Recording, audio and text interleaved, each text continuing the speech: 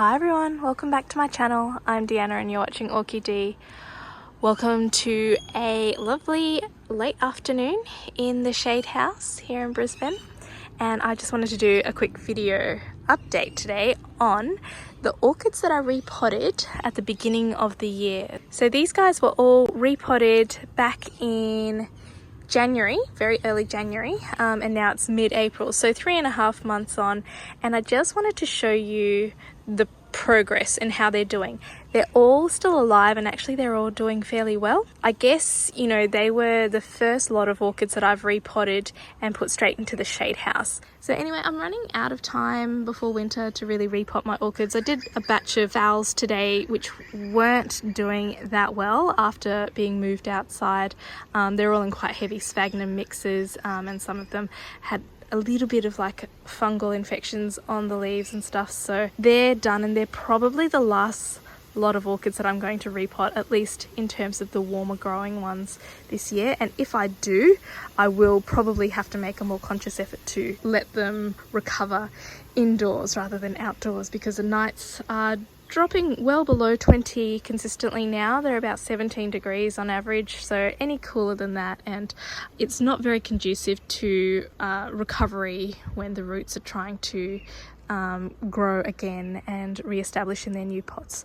Anyway, these guys were repotted in the heat of summer, so I'm going to just go through and show you. I'm also going to put a link up here to the video that I'm referring to, so I think I released it early January, so feel free to watch that first. At least you'll know how these orchids started and why I repotted them, because it was a video describing why you need to repot orchids and I guess how to prioritize doing it when you are quite time poor like myself. But I'll start off, well, this one I don't think was in the video, or maybe it featured briefly, but I repotted it before the others. Even though it's established in the new pot, it actually lost the growth that it was working on. So this one will just rest through winter, and then hopefully in spring it'll just shoot up a new growth. I don't move any of my catasetums to dry conditions, they just stay outside through winter. And yeah, I mean, I'll show you the catasetums. They're generally doing really well, and look, I have buds up there, they're going to open soon. But anyway, there's that one. But the one I did post in my video was this one. So it matured this growth and it's got some buds developing. So I don't have a tag in there. I'm not sure if you can notice, but it was working on another flower spike and it aborted fairly quickly. So I've kept this one fairly well shaded, so that's really good. So I've got 2 catasetum spikes, which is amazing. This little phal was also in pure sphagnum, and I'll show you. You can see some new roots developing through there. So it's doing okay, it's establishing, but the leaves don't look great, and it hasn't grown any new leaves. In fact, since I actually got this back in 2020, it has done nothing. It's grown roots, but it has done nothing. So these are the leaves that it came with all that time ago. It was a little keiki that was gifted to me. It's Phalaenopsis modesta, so we'll just see what happens. I have a couple of those keikis that were given to me that have done exactly this, nothing. They look healthy enough growing roots, but they're not growing any new leaves, and perhaps because they're keikis themselves, they're just too young and immature to grow keikis themselves. I don't know, so maybe that might be it, and they're not destined to do anything, but we'll watch it and see. See, something's taken a little nibble out of it at some stage. This is Paphiopedilum Nakagawa Delight. We do have some roots there, that's good. This one is still slightly loose in the pot, so it's still establishing itself, but I have no doubt that it will establish quite nicely. And it's quite normal after you repot Paphiopedilums for them to lose 1 or 2 of the bottom leaves. I found that that's quite normal, so it is wise when you repot them to repot them ever so slightly higher than the first little sort of crossing of the 2 leaves.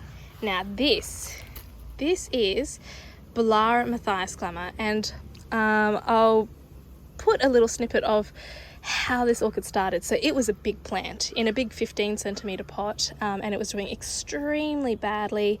I threw away more than half of the original plant, and I really was not hopeful that this would make it, but it kept working on this growth. And can we see any roots? No, I can't see any obvious roots. The plant itself feels fairly stable in this pot. So there's definitely roots growing in there. It still needs a stake, so it's not completely stable yet. It's looking not too bad. It's definitely not declining. So we'll see how it goes over winter. Now these guys are all doing really well. So this is the other Paphia petalum here. This is Paph callosum crossed with Roebelenii, and it was split from a mother plant. And you can see it's got some nice new roots all the way down to the bottom there. Lots of roots there. So it's doing really well, and you can see it has lost a leaf itself down the bottom. Otherwise, yeah, it's looking really good. My Dendrobium lindleyi also doing really good. It is really firm and established in this pot. You can see it's quite a big pot, and you can see some fresh roots growing in there. So I think this one blooms in spring, so it'll just rest over winter, keep growing those roots a little bit, and then hopefully we'll see some spikes in spring. And the last one is this one, Laelia lyonsii, crossed with Myrmecophila tibucinus. It was in a teeny tiny party cup, and it got put into a 15 centimeter pot. When I got it, it was just a few little pseudobulbs, and that was, I'm gonna guess, about 4-5 years ago. And look at it, nearly flowering size. I'm sure it might flower this year, if not this year, almost certainly next year. The roots in this are looking fabulous.